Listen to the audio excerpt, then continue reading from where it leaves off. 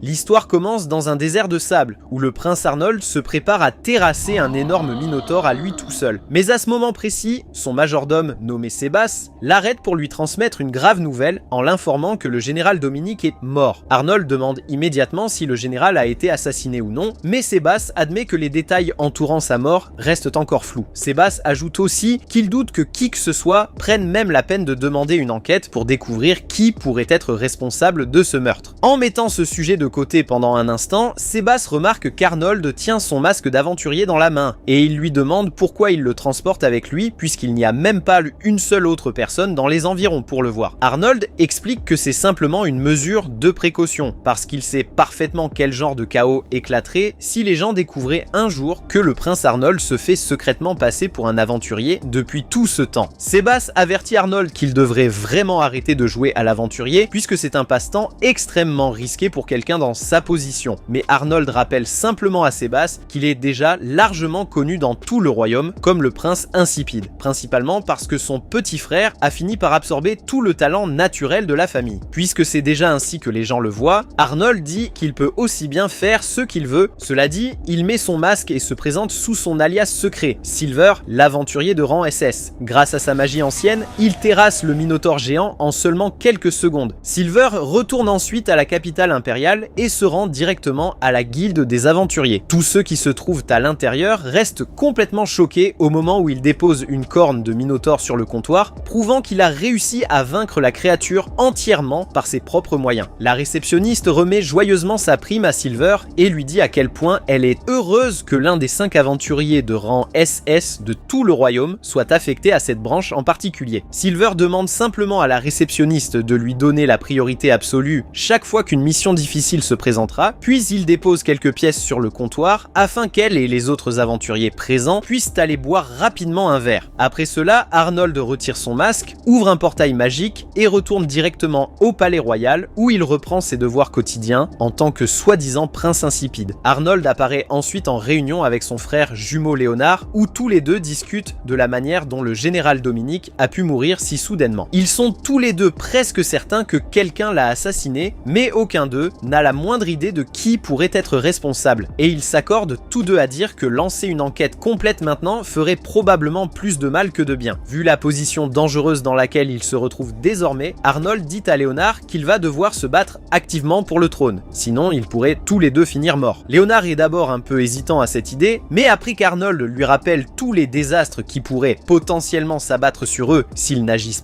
pas, Léonard finit par accepter de suivre le plan. Arnold dit à Léonard que la toute première chose qu'il doit faire est de constituer sa propre force personnelle afin qu'aucun ennemi ne puisse plus jamais les menacer. Pendant ce temps, Arnold dit qu'il se concentrera lui-même sur la formation d'alliances politiques, même s'il admet qu'elles ne seront probablement pas si solides que ça, puisque la plupart des puissantes familles nobles sont déjà rattachées à l'une des 3 factions existantes. En voyant à quel point Arnold parvient à rester calme et posé tout en gérant des problèmes aussi sérieux, Léonard commence à penser qu'Arnold serait peut-être en réalité plus adapté au rôle de roi que lui-même. Mais Arnold insiste sur le fait qu'il n'est honnêtement pas du tout ce genre de personne, il veut simplement vivre le reste de sa vie dans la paix et les loisirs aux côtés de sa future magnifique épouse. En plus de tout cela, il explique qu'il a sincèrement besoin que Léonard devienne empereur pour des raisons qui lui sont propres. Plus tard, Arnold a une conversation privée avec Sébasse qui lui demande pourquoi il ne révèle pas simplement à tout le monde qu'il est en réalité l'un des 5 aventuriers de rang SS. Arnold lui rappelle que l'utilisation de la magie ancienne est considérée comme un sérieux tabou parmi la noblesse depuis de nombreuses années. Donc révéler ce fait ne ferait qu'apporter un conflit inutile qu'il n'a tout simplement pas le temps de gérer pour l'instant. Si Arnold devait être dévoilé comme étant Silver, les gens apprendraient aussi qu'il utilise secrètement la magie ancienne depuis tout ce temps, ce qui finirait par être très mauvais pour les chances de Léonard de devenir empereur. En mettant cette inquiétude de côté, Arnold demande alors à Sébasse s'il existe par hasard des familles ducales qui ne sont actuellement pas intéressées par la lutte pour le trône. Sébasse répond qu'il n'y a qu'une seule famille de ce genre, la famille Kleinert.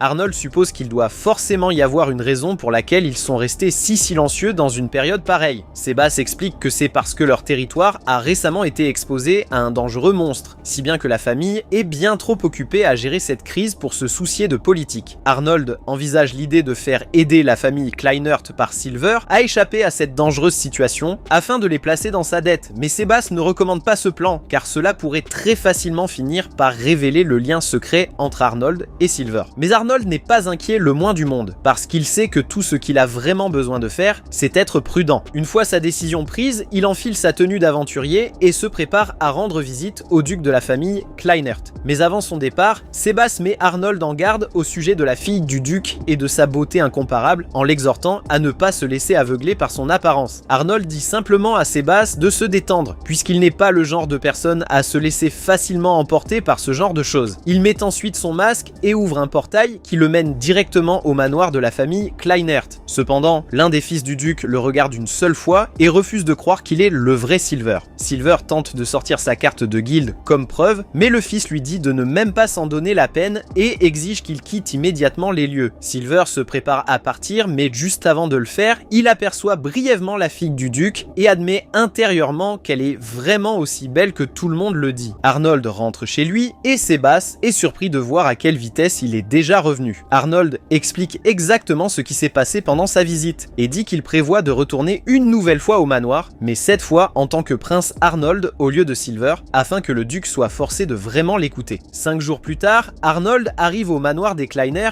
et a une conversation privée en tête-à-tête avec le duc. Après avoir échangé les salutations formelles habituelles, Arnold entre directement dans le vif du sujet et dit au duc qu'il est parfaitement au courant du problème de monstres qui ravage actuellement son territoire. Arnold explique que c'est exactement pour cette raison qu'il a demandé à Léonard d'envoyer le légendaire aventurier de rang SS, Silver, pour venir régler la situation. Et pourtant, malgré tout cela, Arnold dit au duc qu'il a tout de même refusé de rembourser cette dette en se rangeant de leur côté dans leur course au trône. Le duc insiste sur le fait qu'il n'avait absolument aucune idée que Silver était déjà venu à son manoir plus tôt, et il supplie Arnold de lui pardonner tout en promettant d'enquêter personnellement sur cette affaire. Au moment où le duc quitte la pièce, un sourire satisfait se dessine sur le visage d'Arnold, tandis qu'il réalise que tout s'est déroulé exactement comme prévu. Le fait que quelqu'un de cette demeure ait chassé Silver ne fera finalement que placer le duc encore plus profondément dans leur dette. Arnold reconnaît que c'était une manœuvre sale et manipulatrice, mais il ne voit honnêtement aucun problème à salir un peu sa propre réputation si cela permet d'offrir à Léonard de meilleures chances. Environ 10 minutes plus tard, le duc revient dans la pièce, cette fois accompagné de son fils, et présente de profondes excuses à Arnold en expliquant que c'était en réalité son propre fils qui avait renvoyé Silver plus tôt. Le fils tente d'argumenter qu'il n'avait absolument aucun moyen de savoir que le vrai Silver se présenterait un jour à leur manoir, mais le duc lui ordonne simplement de se taire et d'arrêter d'aggraver davantage une situation déjà assez mauvaise. Le duc essaie ensuite d'offrir l'un de ses fils à Arnold en guise de cadeau d'excuses officielles, mais Arnold refuse catégoriquement en disant qu'il n'a aucun besoin de lui ni de son fils inutile. La seule chose qui pourrait vraiment compter comme un cadeau d'excuses digne de ce nom, dit-il, serait quelque chose qui possède une vraie valeur à la fois pour lui et pour son frère Léonard. À ce moment-là, la fille du duc, Finn, s'avance soudainement de nulle part et se propose elle-même comme cadeau d'excuses. Elle explique qu'elle était présente lorsque Silver a été renvoyé, alors elle se considère tout aussi coupable que toutes les autres personnes impliquées. En voyant jusqu'où la famille est prête à aller pour se racheter, Sébastien suggère à Arnold de simplement fermer les yeux sur tout cet incident pour cette fois. Au début, Arnold hésite à simplement laisser passer l'affaire puisque cela permettrait au manque de respect de leur famille de rester impuni. Cependant, après que Sébastien lui rappelle que punir durement ces gens n'est pas quelque chose que Léonard choisirait normalement de faire et qu'aller à l'encontre de ce genre de réputation pourrait sérieusement nuire à son image, Arnold change d'avis. À la place, il demande au duc d'envoyer quelqu'un immédiatement pour retrouver Silver, en disant qu'il lui parlera directement de cette affaire. Quelques heures de plus tard, Arnold et Finn se retrouvent d'une manière ou d'une autre face à face avec Silver, qui leur fait clairement comprendre à quel point il est encore furieux d'avoir été chassé du manoir 5 jours plus tôt. Bien que Silver admette qu'il est toujours prêt à accepter la quête d'extermination, il demande d'abord à Arnold s'il a réussi à conclure un accord qui place fermement le duc de leur côté. Arnold admet qu'il n'a pas encore conclu l'accord, mais il lui assure que cela arrivera très bientôt. En entendant cela, Silver traite une fois de plus Arnold de prince insipide, se moquant de son apparente incompétence comparée à celle de son propre petit frère. Arnold continue de rassurer Silver en lui disant que tout sera définitivement réglé, et il va même jusqu'à incliner la tête devant Silver, ce qui prend Finn complètement au dépourvu, puisqu'il est pratiquement impensable qu'un membre de la famille royale s'incline devant quelqu'un qui n'est même pas noble. En voyant à quel point Arnold est prêt à ravaler sa fierté, Silver accepte finalement de prendre en charge la quête d'extermination l'extermination du monstre. Cependant, il rappelle à Finn qu'ils comptent tous sur le duc pour respecter sa part du marché, puisqu'autrement, il n'accepterait pas cette quête. Une fois la réunion terminée, Sebas félicite Arnold pour avoir utilisé la magie d'illusion afin de créer une fausse image convaincante de Silver, qualifiant tout ce plan de pur génie. Arnold est simplement soulagé que tout se soit bien passé, puisque Finn est maintenant totalement convaincu que ce qu'elle a vu était réel. Plus tard, sur le chemin du retour, Finn remercie Arnold d'avoir incliné la tête devant Silver en son nom. Elle admet qu'au départ, elle s'attendait à ce qu'il soit quelqu'un de rempli de fierté et d'arrogance, mais il semblerait qu'elle se soit trompée à son sujet. Arnold tente de minimiser toute l'affaire en insistant sur le fait qu'il ne l'a fait que pour son propre intérêt personnel. Mais lorsqu'il regarde Finn et voit le sourire lumineux et adorable sur son visage, cela lui rappelle soudain un lointain souvenir de son enfance, à l'époque où il observait une pluie de météores avec sa mère. Plus tard, ce jour-là, Arnold et Sebas se tiennent ensemble sur la montagne, et Sebas demande à Arnold si le sourire de Finn qu'il vient de voir a réussi à raviver cette même joie qu'il ressentait autrefois lorsqu'il était enfant. Arnold dit simplement à Sebas de se taire à ce sujet. Après cet échange, Arnold commence soudain à remarquer que le désert autour d'eux est absolument rempli de slime. Sebas explique qu'un autre groupe d'aventuriers a récemment été envoyé pour s'occuper précisément de cette zone et qu'ils ont manifestement été très occupés à gérer l'infestation. Arnold comprend déjà qu'il y a autant de slime parce que la mère Slim continue sans cesse d'en mettre au monde de nouveau, ce qui signifie que l'essaim ne s'arrêtera jamais à moins que quelqu'un ne parvienne à éliminer la source elle-même. Arnold se transforme immédiatement en Silver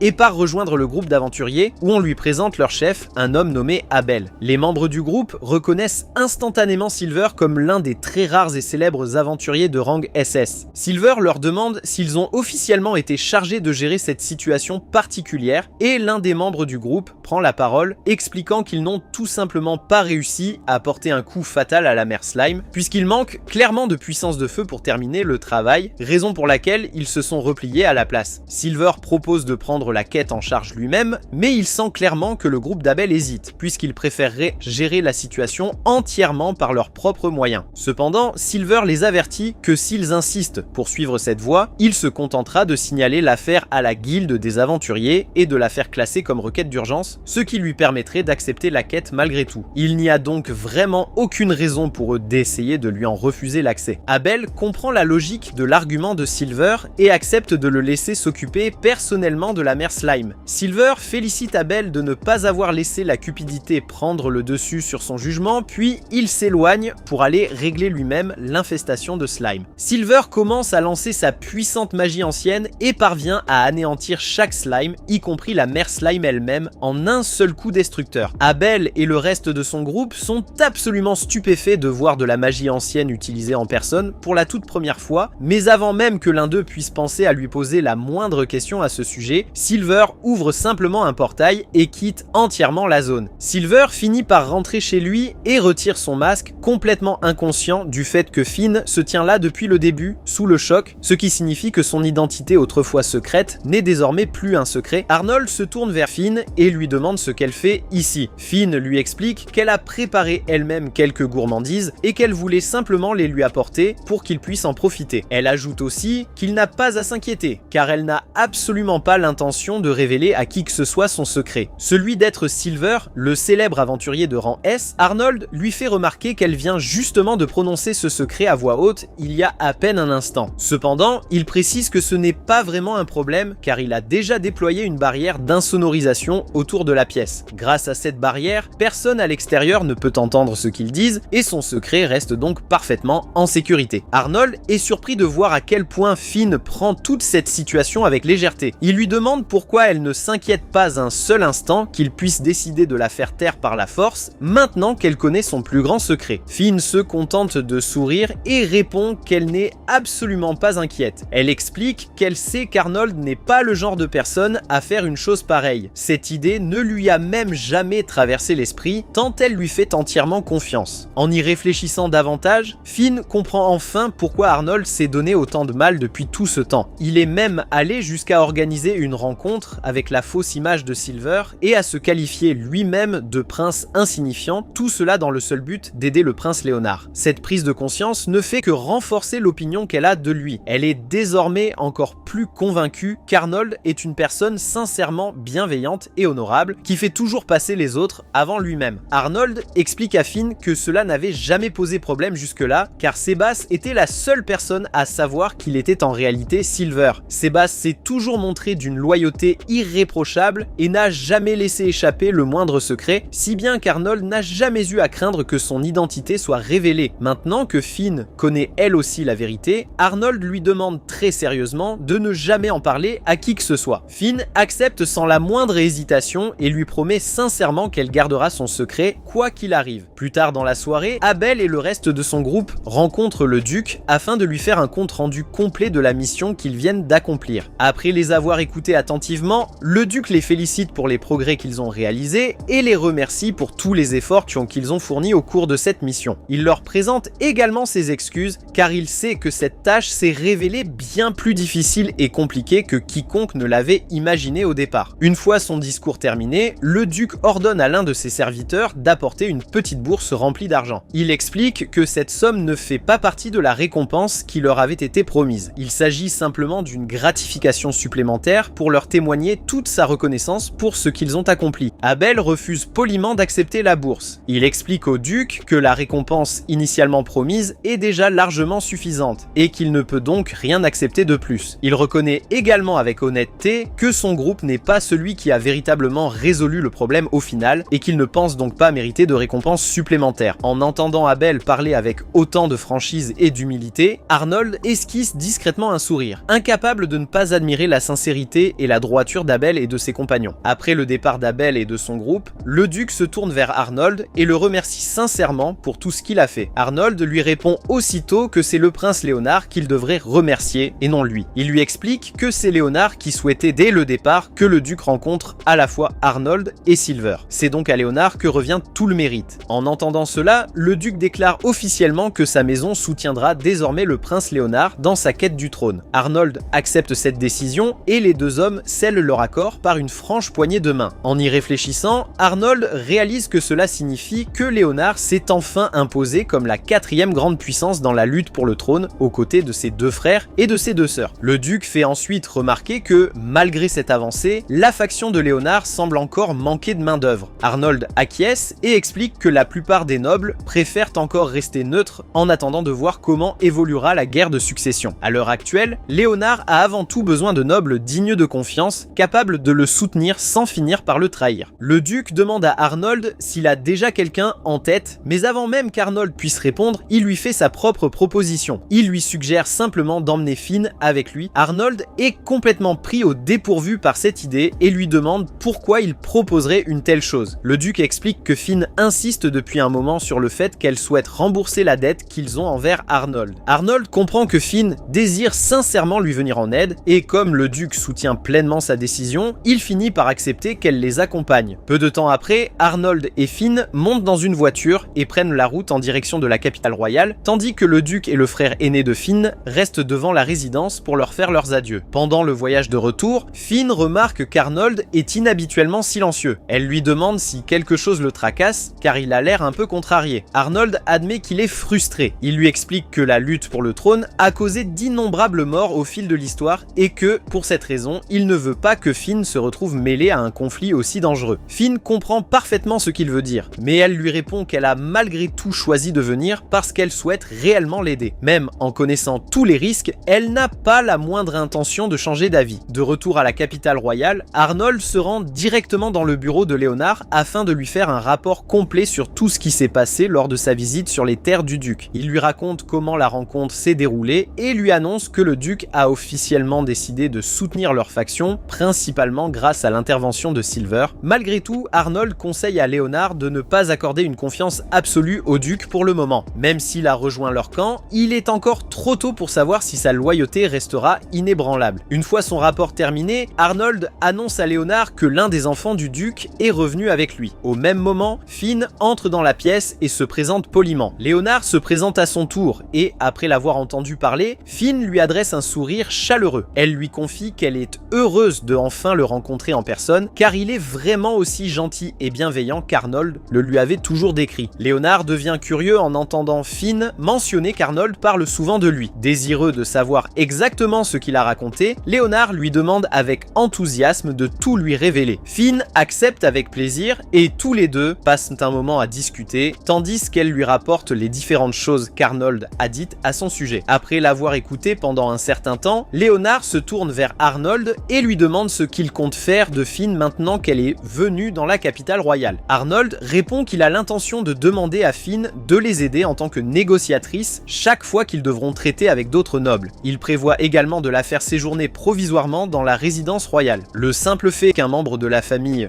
Kleinhardt vive sur place devrait suffire à montrer à tout le monde que Léonard bénéficie désormais du soutien total de la maison Kleinhardt. Une fois ce sujet réglé, Arnold demande à Léonard s'il existe d'autres nobles susceptibles de devenir leurs alliés. Léonard répond qu'il est difficile de le savoir, car presque toutes les familles influentes ont déjà rejoint l'une des 3 factions les plus puissantes. Finn paraît confuse car elle ignore complètement quelles sont ces 3 factions rivales. En le remarquant, Arnold et Léonard prennent le temps de lui expliquer la situation politique actuelle. Il lui présente les membres des 3 familles nobles les plus puissantes du royaume et lui explique comment chacune d'elles se dispute le trône. Arnold lui explique que ces 3 grandes familles n'ont cessé d'étendre leur influence afin de renforcer leurs prétentions au trône. Chaque faction a construit son soutien autour d'un pilier différent du royaume. L'une d'elles est principalement soutenue par de puissants hauts fonctionnaires, une autre bénéficie de l'appui de l'armée, tandis que la 3e a rassemblé sous sa bannière les magiciens les plus puissants du royaume. Léonard ajoute que de nombreux nobles cherchent désormais à gagner les faveurs de l'une de ces 3 factions, car ils pensent qu'il s'agit du moyen le plus sûr de garantir leur propre avenir. Léonard poursuit en expliquant que tout cela a commencé environ 3 ans plus tôt, après que leur frère aîné, Wilhelm, a été tué au combat. Si Wilhelm avait survécu, il n'y aurait jamais eu de lutte pour déterminer qui hériterait du trône. Après avoir entendu cela, Arnold regarde calmement Léonard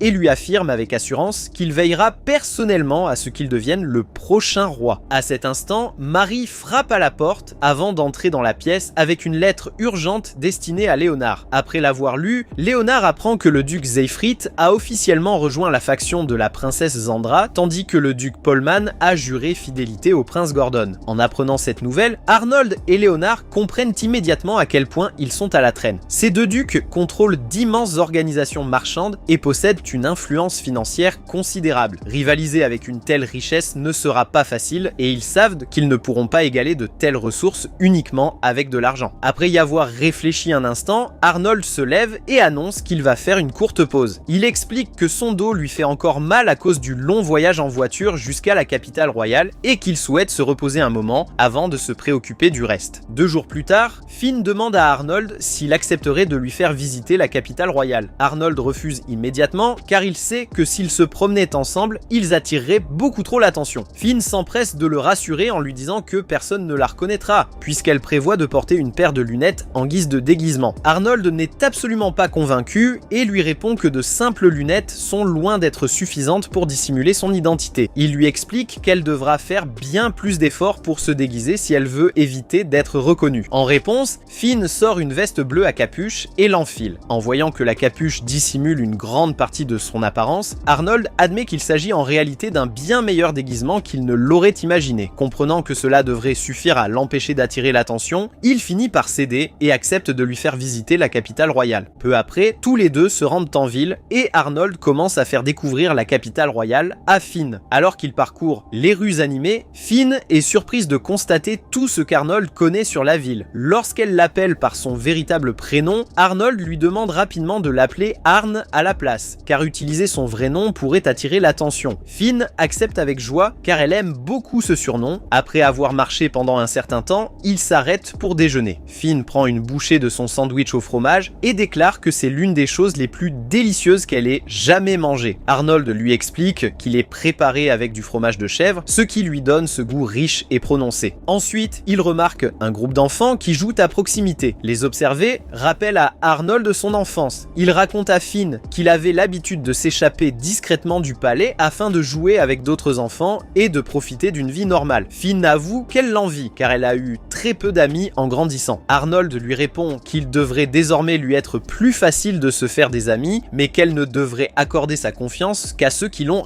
réellement mérité. Leur moment de tranquillité est interrompu lorsqu'un enfant lance accidentellement un ballon rempli d'eau qui trempe le haut de Finn. Arnold l'emmène immédiatement dans une boutique de vêtements située à proximité afin qu'elle puisse se changer. Comme elle n'arrive pas à décider quoi porter, Arnold choisit choisi une robe pour elle. Lorsqu'elle ressort vêtue de cette robe, Arnold rougit légèrement, et même le propriétaire de la boutique affirme qu'elle lui va parfaitement. Au moment de payer, Arnold annonce que Sébastien passera plus tard pour régler la note. Le propriétaire de la boutique éclate de rire et leur souhaite de profiter du reste de leur rendez-vous. Arnold et Finn nient tous les deux précipitamment qu'il s'agisse d'un rendez-vous, mais le propriétaire se contente de sourire. Ils continuent à explorer la ville jusqu'au coucher du soleil. Alors qu'ils s'apprêtent à partir, un dernier étal de rue attire l'attention de Finn. Pendant qu'elle est distraite, le fils aîné du duc Holzwirth, Guido, s'approche d'Arnold et se moque de lui en le qualifiant de prince insignifiant. Il va même jusqu'à frapper la jambe blessée d'Arnold avec sa canne afin de l'humilier. Finn accourt immédiatement et exige de savoir pourquoi Guido traite Arnold de cette manière. Lorsqu'elle abaisse sa capuche, Guido comprend aussitôt qui elle est. Finn ment rapidement en affirmant qu'Arnold est en réalité le prince Léonard, déguisé en son frère, afin de voir comment les gens le traitent. Arnold entre immédiatement dans son jeu en arrangeant sa coiffure et en imitant parfaitement le comportement de Léonard. Convaincu d'avoir offensé le prince Léonard, Guido repart précipitamment avec son groupe.